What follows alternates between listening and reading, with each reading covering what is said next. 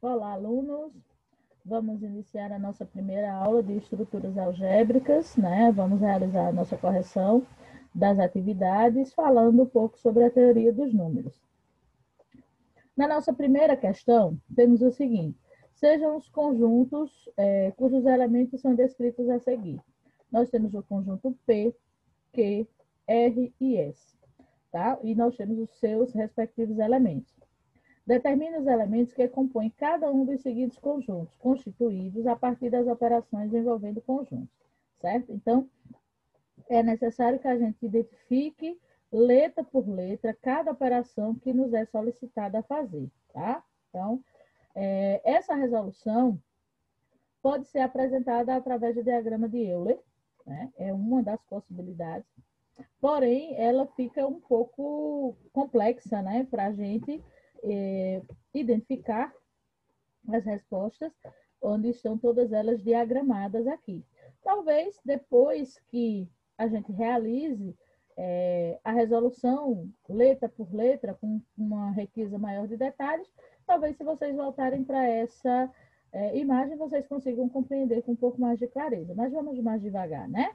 Vamos aí ver essa representação do conjunto, né, a partir desses diagramas, agora individualmente, cada um deles. Aí, o que é que nós temos aqui, certo? Primeiro, na nossa letra A, nós temos P menos Q união de R, certo? Então, a gente faz aqui, coloca o nosso conjunto P menos, vai fazer a união de Q e R, tá? Então, você volta lá para os elementos, vê aí o elemento Q. Quando você une ele com os elementos de R, a gente tem esse elemento como resposta. Nós temos esse conjunto como resposta, certo? Como ele pede para que de P a gente tire essa união, né? Então, a gente viu que nessa questão de subtração, a gente vai identificar os termos que são semelhantes e a gente vai tirar justamente do conjunto que ele solicita. Então, veja que aqui ele está dizendo que de P você tira a união de Q e R. Ou seja, você tira os elementos semelhantes a essa união. Quando a gente identifica os elementos semelhantes que nós temos, é 2 e 7. Então, 2 e 7 saem do conjunto P, nos dando como resposta menos 8, 5, 6, 9 e 11, certo? Se você quiser fazer separado aí no seu caderno, certo? Eu acho que seguindo essas retas aqui, as chaves, eu acho que fica legal de você compreender o que foi feito, né? Então, esse conjunto aqui é a origem da união de Q e R, tá? Como a operação é para a gente subtrair, e a subtração nada mais é do que você identificar os termos semelhantes e tirar do conjunto que é solicitado, que no caso é o conjunto P, certo? Então, eu espero que vocês tenham conseguido acertar essa primeira questão, e se não, que pelo menos compreendam como é que se realiza, tá? Então, vamos para a letra B.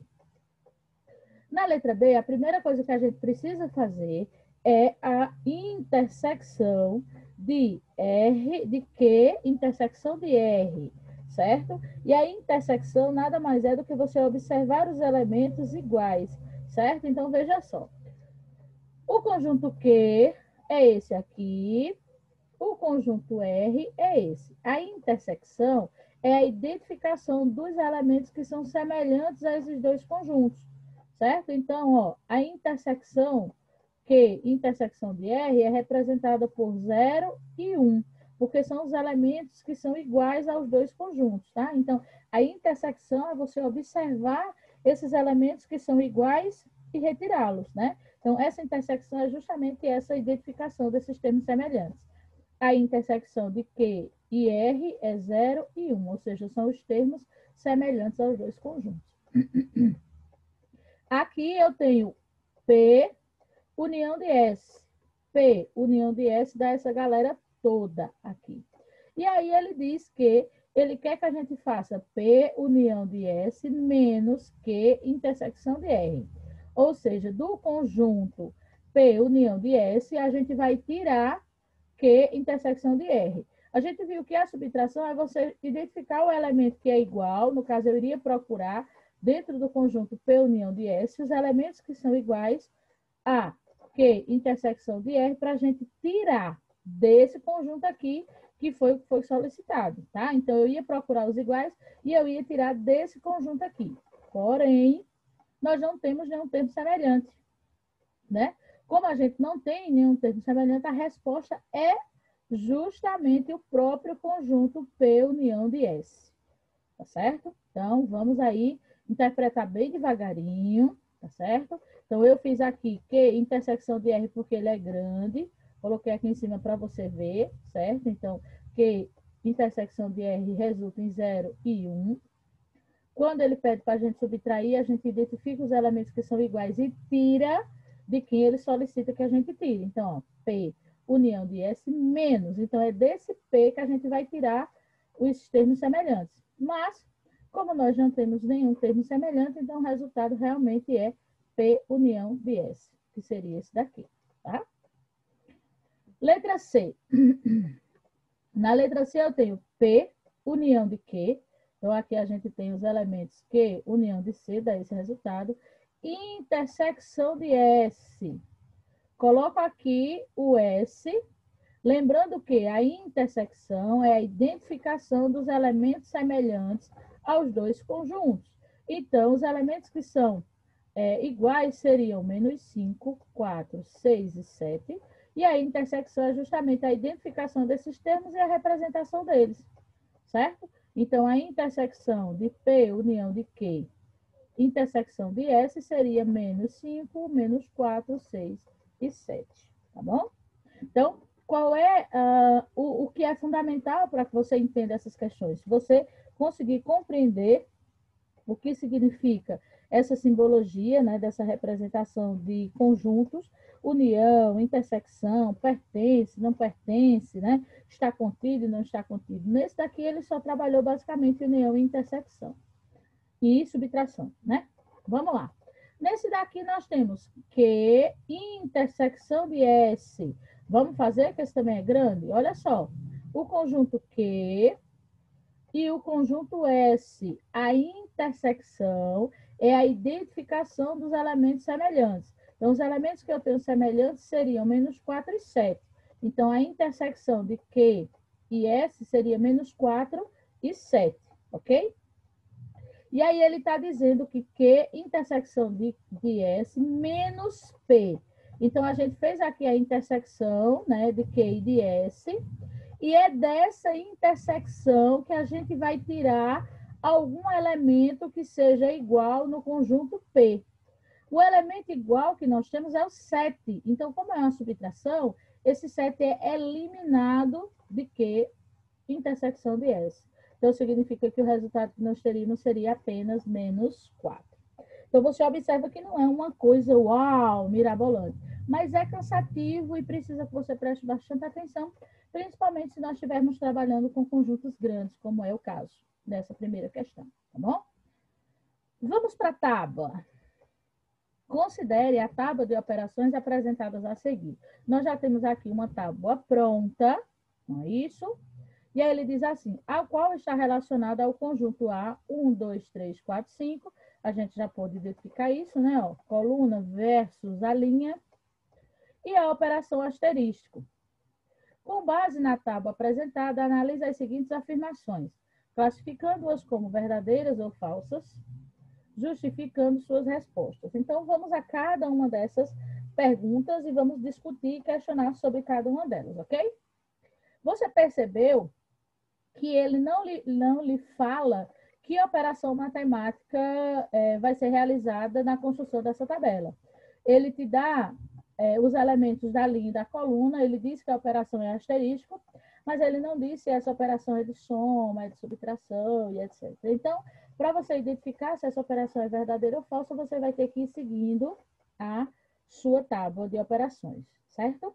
Ele diz o seguinte, o resultado da operação 1 asterístico 3 asterístico 4 é igual a 5. Sendo assim, a gente vai precisar realizar, certo? Então, obviamente, a gente sabe que se um termo está entre parênteses, a gente precisa começar por ele. Então, vamos colocá-los aqui. Eu preciso começar primeiro por aqui. E aí, eu vou recorrer à tábua. Ó, 1 asterístico 3. Quem é o resultado? É 1, tá vendo? Então, se você tiver aí no seu caderno, eu gosto de riscar, tá? 1 asterisco 3. O resultado vai estar aqui. Seria 1 asterisco 4. Como expressão numérica, né? E agora seria 1 asterisco 4. Quem é o resultado? É 1, ok?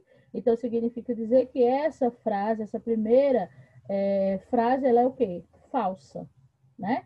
Porque aí, quando a gente realizou, ela está dizendo que o resultado dessa operação é 5 e a gente pode comprovar que não é 5, é apenas uma unidade. Então, tudo isso eu faço como? Seguindo as operações que foram realizadas na nossa tábua de operações binárias.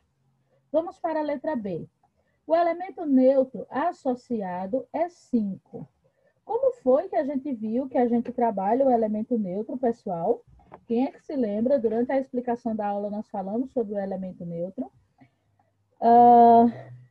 Você precisa identificar em quais elementos a linha é exatamente igual à nossa linha principal. Primeiro que a gente vai analisar é a linha, vê? Então, a linha tem 1, 2, 3, 4, 5. Eu olhei essa, é diferente. Essa também. Ó, tá vendo? Você tem que olhar linha por linha. A linha que é igual é a linha de 5. Tá vendo? A linha de 5 é exatamente igual à nossa linha principal. E agora nós vamos analisar as colunas. A coluna de 1 não é igual, a de 2, a de 3. Ó, quem é que é igual? A coluna de quem? A coluna de 5. Então, se a linha de 5 é igual à nossa linha principal, se a nossa coluna de 5 é igual à nossa coluna principal, isso significa que sim, o elemento neutro dessa tábua de operações é o número 5, certo? Como a linha e colunas correspondentes ao 5 são iguais à linha e à coluna fundamentais, né? A gente pode chamá-las de linhas e colunas fundamentais ou de linhas e colunas principais. Então, podemos concluir que 5 corresponde ao elemento neutro associado ao conjunto A da nossa operação asterístico. Letra C. A operação asterístico é definida sobre vamos devagar. A operação asterístico definida sobre o conjunto A não é uma propriedade comutativa. A gente viu que, para a gente identificar a propriedade comutativa, a primeira coisa que a gente precisa fazer é destacar a nossa linha diagonal, certo? Depois que a gente destacou a nossa linha diagonal, a gente vai observar se os elementos em torno dela são simétricos. Então, ó, esse são simétricos, ok? Esse também são simétricos, né? Todos os elementos que a gente tem em torno dessa nossa linha diagonal são simétricos. E o que é que isso significa? Que existe, né, a propriedade comutativa, que a propriedade comutativa foi utilizada nessa tábua de operações. Então, essa frase é falsa, né? Note que a tábua é simétrica em relação à sua diagonal. Eu identifico a minha diagonal e aí eu vou identificar os termos que estão em volta, né, dessa tábua simétrica. E aí a gente vai observar que todos esses elementos aqui, se você continuar fazendo, você vai ver que todos eles são simétricos. Então, quando isso acontece, quando você identifica a sua diagonal principal, né, e você opera todos os elementos em volta dessa diagonal e eles são simétricos, significa que foi utilizada a propriedade comutativa, né? Então, como aquele disse que não foi, essa operação é falsa. Terceiro não, desculpa, letra D. O resultado da operação 3 asterisco 3, asterisco 2, asterisco 4, resulta em 2. Então, aqui a gente vai ter que ir fazendo cada uma delas, vamos copiar ela aqui e vamos para a tabela, tá? Ó, 3 asterisco 3 é igual a 3, ó. 3 asterisco 3, o resultado é quem? 3. O outro seria 2 asterisco 4, seria 2, vamos botar aqui embaixo, ó. 3 asterisco 3, o resultado é 3. 2, asterisco 4, o resultado é 2, ok? E agora manda que a gente faça essa última operação. E aí a gente vai ver se realmente o resultado é 2 ou não. 3, asterisco 2, o resultado realmente é 2. Então, essa afirmação é verdadeira, tá? Então, é basicamente assim que a gente vai analisando as propriedades numa tábua e fazendo as operações que nos são solicitadas, tá? Terceira questão. Construindo uma tábua de operações envolvendo um conjunto de intersecção. Seja o conjunto P das partes do nosso conjunto A, que é 1 e 2. O B, a gente teria o conjunto vazio 1 e 2, ou seja, o conjunto cujos elementos são conjuntos é dado por. Então, o foco da sua atenção é no conjunto P, que é conjunto vazio 1, 2 e 1, 2. E eu quero que você faça a intersecção de P, certo? Então, seu comparativo vai ser em A, intersecção de P, certo? Então, vamos lá, ó. A intersecção de P. Lembre-se que na intersecção você observa os elementos iguais a esses conjuntos, tá? Pode ficar um pouquinho confuso, mas já é para a gente desenrolar. Então, aqui a gente tem conjunto vazio,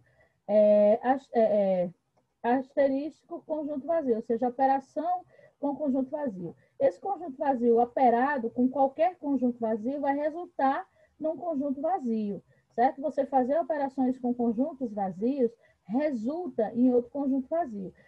Para ser o mais clara possível para vocês, é como se a gente estivesse operando qualquer número por zero, né? Esse conjunto vazio é a ausência de objetos. Então, eu tenho aqui uma operação matemática, conjunto vazio operado com conjunto vazio, vai dar um conjunto vazio. Conjunto vazio operado com também vai dar um conjunto vazio. Então, o conjunto vazio operado com qualquer elemento vai dar sempre um conjunto vazio. Essa mesma coisa vai acontecer quando nós formos para a nossa coluna, né? Conjunto 1 operado com o nosso conjunto vazio. Vai ser um conjunto vazio, né? O conjunto 1 operado com o conjunto 1 realmente é ele mesmo, né? São elementos iguais, porque na intersecção a gente vai procurar elementos iguais. No conjunto 1, nós temos esse conjunto 2, tem o conjunto 1, eles são semelhantes?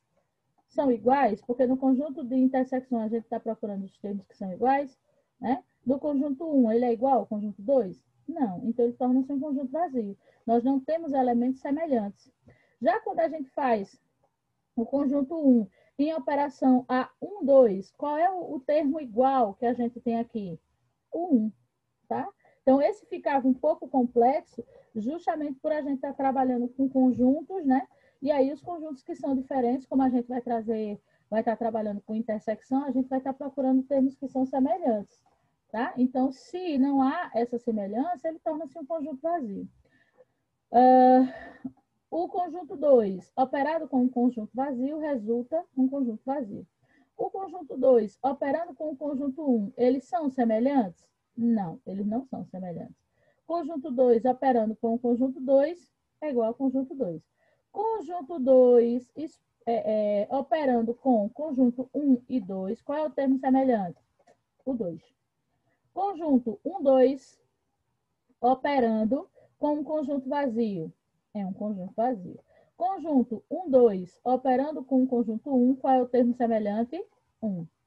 Conjunto 1, 2, operando com o conjunto 2, qual é o termo semelhante? 2.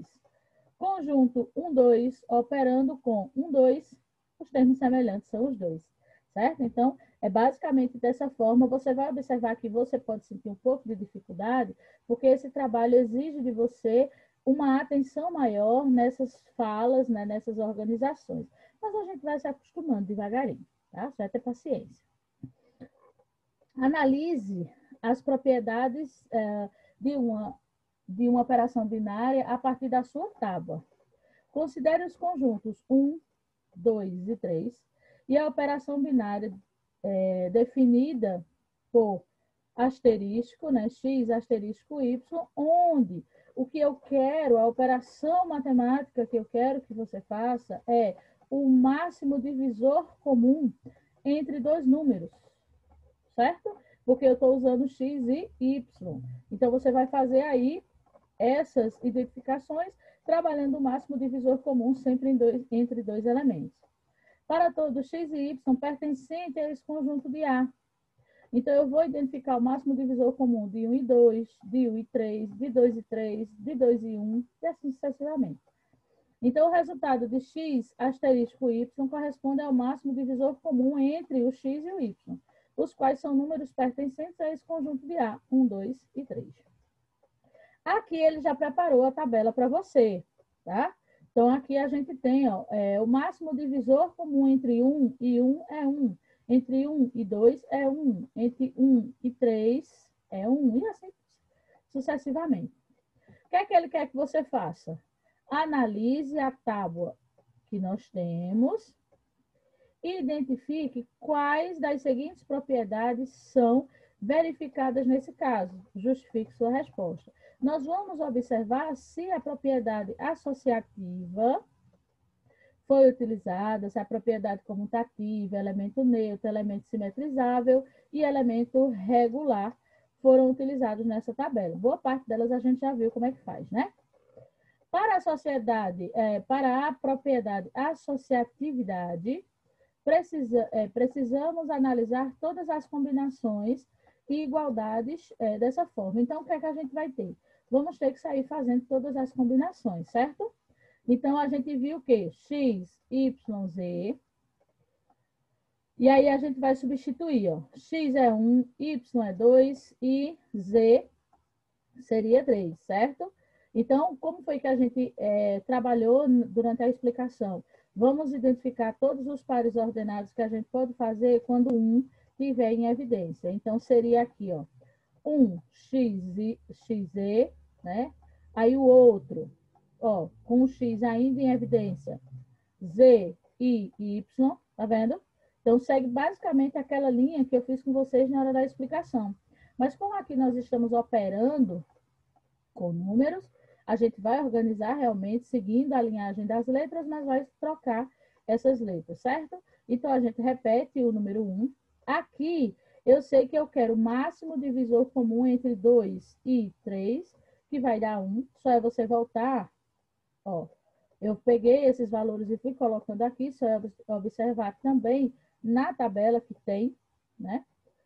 Aqui, o máximo divisor comum de 1 e 2 é 1. Repete o 3, agora de novo. O máximo divisor comum de 1 e de 1 é 1. E o máximo divisor comum de 1 e de 3 continua sendo 1, tá? E aí eu venho para cá. Máximo divisor de 2 e... Não, perdão, de 3 e de 2 é 1. Repete o número 1 aqui. O máximo de 1 e de 3... Ai, desculpa, fui muito rápido.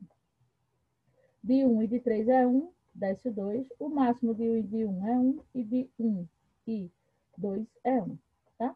Então, aqui, a gente vai resolver todos eles. Agora, quem está em evidência é o y, tá vendo? Aí fica os pares x e z, depois z e x. E faz do mesmo jeito, ó. Substitui, identifica quais são os máximos divisores comuns daqueles que estão em parênteses, depois novamente, tá? Porque aí, no caso, não vai servir a regra de que a resposta é sempre o segundo elemento. Por quê? Porque aqui eu não estou trabalhando com letras, eu estou trabalhando com números e eu tenho uma operação matemática para realizar, que é o máximo divisor comum entre esses elementos. Tá? Então, aí você vai seguindo o trabalho que nós fizemos e você testa, porque já está tudo pronto aqui, tá certo? Agora... O último, onde quem está em evidência seria o Z, tá vendo? Ó, o Z em evidência sobra X e Y, o Z em evidência sobra Y e X. E aí a gente segue a mesma linhagem, né? Vai fazendo a identificação, o máximo divisor comum de 1 e de 2 é 1, o máximo de 3 e de 1 é 1, o máximo de 2 e de 3 e de 2 é 1, e aqui de 1 e de 1 é 1. Então, como não vai haver muita alteração, mas lembre-se que essa construção você tem que ir fazendo, né? Qual é o máximo divisor de 1 e de 2? É 1. De 3 e de 1, ok? Então, esse daqui E a gente viu que quando a gente vai fazer as observações, né, das propriedades, a propriedade associativa tem que ser realizada, porque você precisa fazer todas as combinações possíveis que podem acontecer na tabela que nos foi apresentada. Então, nós temos 6 combinações possíveis para a propriedade associativa, que são todas essas que eu apresentei para vocês. Certo? Então, assim, a propriedade associativa é verificada, né? Da forma que nós fizemos anteriormente. E agora, na letra B, ele quer saber se essa tábua, né, se realmente foi utilizada a propriedade comutativa.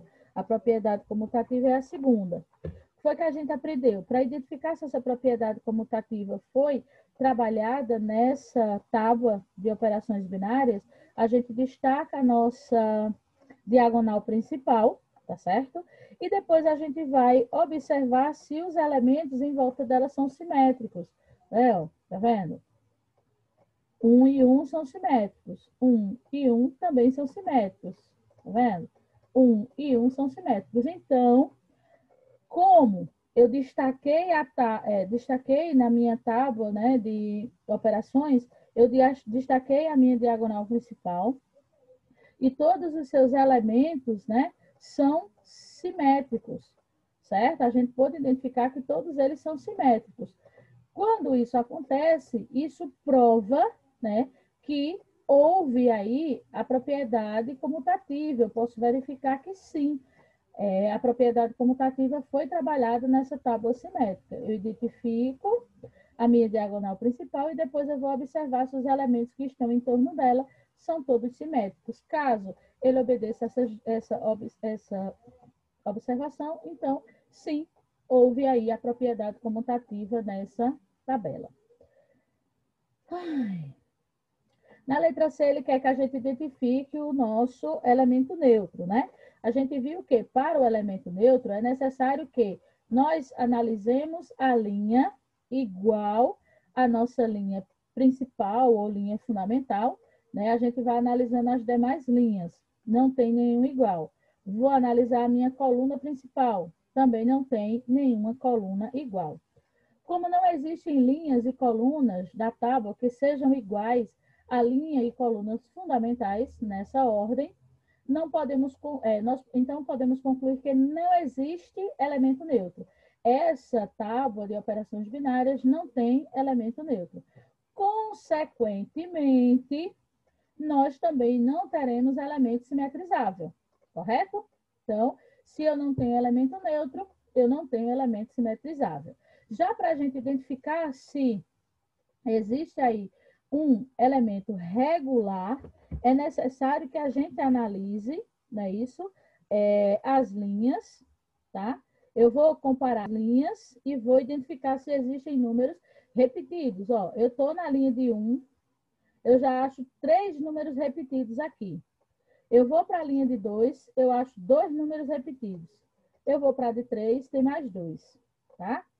Vamos analisar só para mostrar a vocês agora as colunas. Ó, na coluna de 1, tem de novo 3 números repetidos. Na de 2, tem 2 números de novo. E na de 3, tem 2 números de novo. Então, como as linhas e colunas referentes a todos os elementos de A sempre apresentam elementos repetidos, então podemos concluir que nenhum elemento de A é regular, né? Então, em todas as linhas e em todas as colunas, nós encontramos números repetidos, né? Então, para que ele haja ou para que seja um elemento regular, é necessário que não haja repetição, nem em linhas, nem em colunas, pelo menos, né? Para que a gente ache um elemento, ok? Vamos para a nossa quinta questão, onde a gente fala da questão de divisibilidade de números inteiros. Além dos conjuntos de números inteiros, podemos estudar, além das operações usuais de adição e multiplicação, as relações de divisibilidade, a qual possibilita um estudo de algoritmos da divisão, relacionando com operações de divisões estudadas desde a educação básica. Em relação a esse tema, aplica o algoritmo da divisão aos números relacionados, no que segue, de modo a dividir A por B. Olha bem, nessa quinta questão, nós vamos observar o seguinte, que a partir da letra A, nós vamos ter aí elementos do conjunto dos números inteiros para fazer a divisão. Então, a gente viu que esse processo funciona de uma maneira um pouco diferente. Na letra A, nós temos números positivos. 59 dividido por 14 vai dar 4. 4 vezes 14 dá 56, para 59 dá 3. Então, aqui nós temos o quociente que é 4, o resto que é 3, tudo normal, tudo legal. Já quando a gente vai para a nossa letra B, nós temos aí um elemento negativo. Nesse sentido, certo? Eu achei mais fácil de explicar para vocês desse jeito. Nesse sentido, a nossa divisão, ela vai servir de norte para que a gente possa realizar o nosso trabalho. Veja só. 79 dividido por 11 vai dar 7. 7 vezes 11 vai dar 77, vai me sobrar resto 2, certo? Porém, esses valores só me servem quando o meu dividendo é positivo. Como o meu dividendo é negativo, significa que eu não vou trabalhar com 7, eu vou trabalhar com um número a mais. Olha só, em vez de fazer com 7, eu vou fazer com 8. Por quê? Porque esse número precisa ser maior do que 79, certo? Então, quando eu faço 11 vezes menos 8, vai dar menos 81. E aí eu vou tirar, eu vou fazer uma subtração, né? Dos 88 a gente tira 79, a gente vai encontrar o 9 como resto. Isso aí fica a critério de vocês. A professora de vocês fez essa divisão utilizando dois números negativos, precisava fazer jogo de sinal e etc. Então, assim, eu achei mais fácil por aqui. Você faz a sua divisão para você ter um norte, sabe que o número correto para dividir é o 7, então você vai trabalhar com um número a mais, que seria 8. Faz a multiplicação, 11 vezes 8, que daria 88. Desses 88, você tira os 79, você vai saber exatamente qual é o resto que você tem para colocar, né?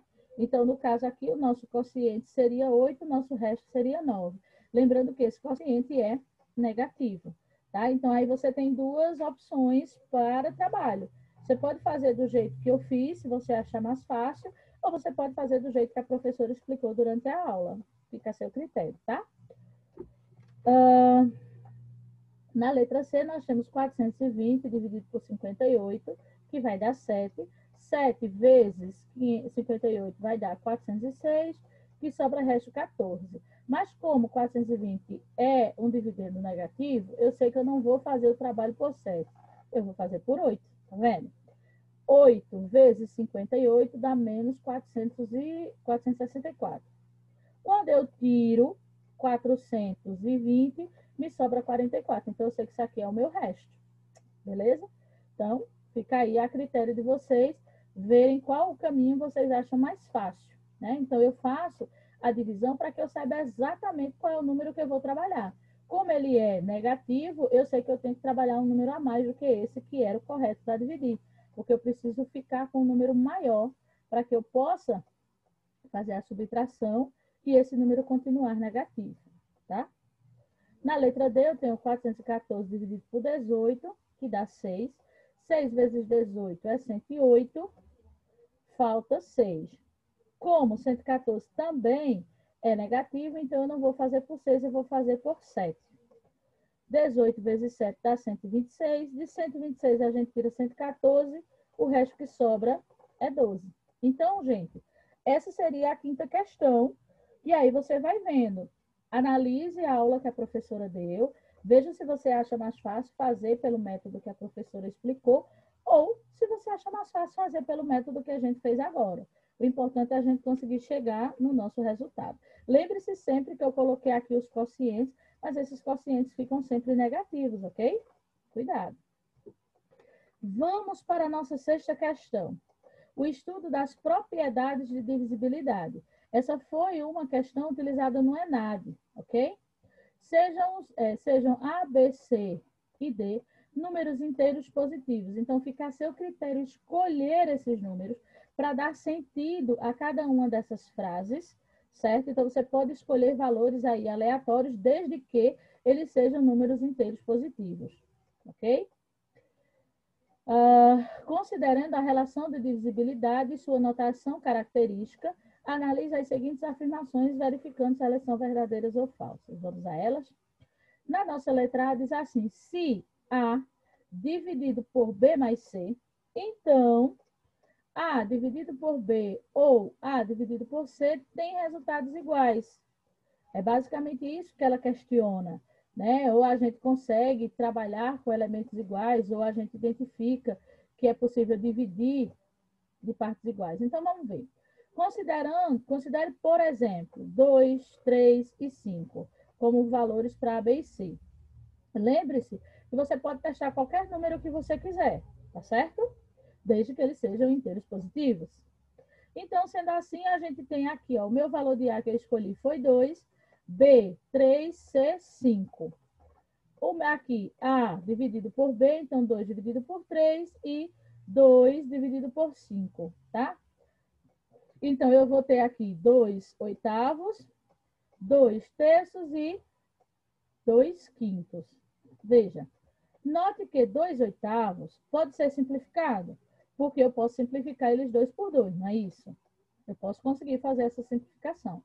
Porém, eu não consigo fazer esse mesmo processo com 2 e 3 e 2 e 5. Então, significa que essa minha afirmação é falsa, né? Porque aqui eu estou dizendo que eu vou conseguir 2 oitavos, né? Se eu vou conseguir, o trabalho que eu vou conseguir fazer nessa fração, eu consigo fazer nessa e nessa. É isso que ele disse. Então, o trabalho que você vai conseguir realizar aqui, então você consegue fazer em 2 terços e 2 quintos. Eu não consigo. Eu consigo simplificar 2 oitavos, mas eu não consigo fazer essa mesma operação em 2 terços e nem em 2 quintos, certo? Então, por isso que essa afirmação é falsa. Letra B. Se AB e BC, ou seja, a operação que você conseguir fazer em AB e BC, você também consegue fazer em AC. Será que isso está certo? Considerando, por exemplo, eu utilizei os mesmos números que eu fiz na atividade da letra A. 2, 3 e 5. 2 terços, 3 quintos, então 2 quintos, certo? Então, o que é que a gente pode observar? Aqui você poderia utilizar as mesmas questões para simplificação, por exemplo, né? Então, se eu fosse utilizar a explicação de simplificação, daria certo. Ó, eu não consigo simplificar a primeira, não consigo simplificar a segunda, então também não vou conseguir simplificar a segunda, a terceira, certo? Aí aqui eu já quis fazer num formato diferente. Eu quis trazer para você a divisão dessas frações, né? Note que as 3 frações resultam em divisões que fazem parte do conjunto dos números racionais. Quando eu divido 2 dividido por 3, eu acho uma dízima periódica. Quando eu divido 3 por 5, eu acho um número decimal. Quando eu divido 2 por 5, eu também acho um número decimal. Então, todos esses elementos aqui, eu consigo dividi-los ou então resolver uma operação igual. Ou seja, se fosse para analisar uma simplificação, realmente todos eles ficam iguais. Eu não consigo simplificar nenhum dos 3. Se eu divido, eu acho resultados que fazem parte do mesmo conjunto numérico. Então, existe um número inteiro, né? Q, I, K e Q, tais que a gente fazendo multiplicações, a gente encontre eles. Essa seria a representação dessa operação. Mas para transformar isso em miúdos o mais claro possível, né, ela é verdadeira, por quê? Porque se eu for levar em consideração o que descaracterizou a letra A, foi a questão da simplificação, que eu consegui simplificar uma e não consegui simplificar as duas. Então, aqui funcionaria, porque eu não consigo simplificar nenhuma das 3. E aí eu ainda fiz por um outro caminho, que foi fazendo a divisão dessas frações, e aí eu identifico que todas elas, o resultado de todas essas divisões, fazem parte de um mesmo conjunto numérico. Então, significa que sim, existe uma solução para cada uma delas. Existe uma forma de representação através de números inteiros para essa fração, ok? Letra C. Se A não é primo e A dividido por BC, então A dividido por B ou A dividido por C podem ser realizados os mesmos processos. Ou seja, se eu conseguir simplificar essa, eu consigo simplificar as outras duas. Se eu conseguir dividir essa, eu consigo dividir as outras duas. Vamos ver? Aí eu coloquei valores diferentes aqui. Eu coloquei 4, 2 e 18. Então, aqui, se fosse assim, seria 4 dividido por 2 vezes 18, que dá 36. Aí fica as frações 4 e 2, 4 e 18. Se eu fosse fazer pelo processo de simplificação, tá? 4, eu consigo simplificar, não consigo? Não é isso? Eu consigo simplificar utilizando 4 aqui por 4 aqui também. Já eu não consigo fazer essa mesma simplificação aqui na de 4 meios, simplificar por 4 eu não consigo, e também não consigo simplificar por 4 nessa outra de 4 18 avos. Outra coisa, se eu fizer como eu fiz na letra C, identificando as divisões, eu vou observar que eu vou encontrar divisões que fazem parte de elementos diferentes. Ó, quando eu faço 4 dividido por 36, eu acho uma dízima. Quando eu faço 4 dividido por 2, eu acho um inteiro. Quando eu faço 4 por 18, eu acho uma dízima. Então, não existe aí uma regularidade, né? Então, por isso que essa notação é falsa. Porque o que ele está dizendo é o que eu consigo fazer aqui, eu também vou conseguir fazer igual nas outras duas operações. Então, se eu simplificar a primeira, eu simplifico as outras duas. Se eu dividir a primeira, o resultado que eu vou encontrar faz parte do mesmo conjunto de elementos. E aí eu estou vendo que não. Vamos para a nossa última, né? Na letra D, a gente tem aqui, eu estou dizendo que se eu conseguir fazer uma operação nessa fração e nessa, eu vou conseguir fazer nessa daqui também. Então, aqui eu utilizei números diferentes, 4, 2, 6 e 18. Eu fiz as devidas substituições, então as frações que nós teremos seriam essas. 4 e 6, 2 e 18, 8 e 108. Se eu fosse fazer simplificação, eu resolvi fazer aqui as divisões, certo? E aí, o que é que a gente observa? Quando eu faço divisões para todas essas operações, eu acho elementos iguais. Todas elas são dízimas periódicas. Quando eu faço a divisão de todos esses elementos, eu encontro dízimas periódicas para cada uma delas. Então, significa que sim, as 3 frações que eu acabei de dividir, eu consigo encontrar resultados iguais para elas. Todas elas tornam-se dízimas periódicas. Então, obviamente, se a gente for fazer simplificações, eu vou conseguir simplificar as 3 frações pelo mesmo número, vamos dizer assim, né? Então, é basicamente isso que a gente tem na nossa atividade de hoje, a nossa primeira atividade sobre cálculos algébricos, não é isso? Então, pessoal, eu espero ter ajudado vocês. Continuem estudando, a gente se vê semana que vem.